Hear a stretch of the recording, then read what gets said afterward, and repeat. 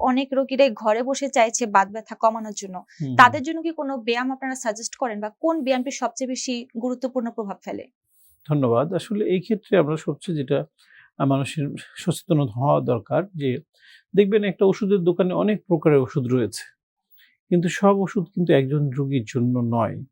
একজন রোগীর চিকিৎসক তাকে দেখার পরে তাকে অ্যাসেসমেন্ট করার পরে তার জন্য যেটা নির্ধারণ করে দিবে সেইটা সেই ডোজ অনুযায়ী তার জন্য চিকিৎসা।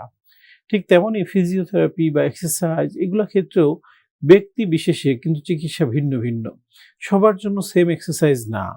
এখন একজনের ঘাড় ব্যথা, একজনের কোমর ব্যথা বা একজনের হাঁটু ব্যথা অনেকগুলি কারণে হতে পারে। তার হাঁটু ব্যথা ধরেন যে তার লিগামেন্ট ইনজুরির কারণে তাহলে তার ট্রিটমেন্ট বা এক্সারসাইজ একরকম হবে।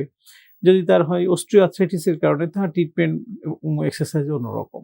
তো এক্ষেত্রে আসলে স্পেসিফিক ভাবে বলাটা কঠিন। এজন্য আমরা বলব যে নিকটস্থ একজন ফিজিওথেরাপি বিশেষজ্ঞের পরামর্শ নিতে পারেন যিনি এই ধরনের সমস্যায় আক্রান্ত। তাহলে উনি আপনাকে অ্যাসেসমেন্ট করে আপনার জন্য যে একটা গাইডলাইন দিবেন বা প্রেসক্রিপশন দিবেন সেটা যদি আপনি ফলো করেন তাহলে ওটা আপনার জন্য অ্যাপ্রোপ্রিয়েট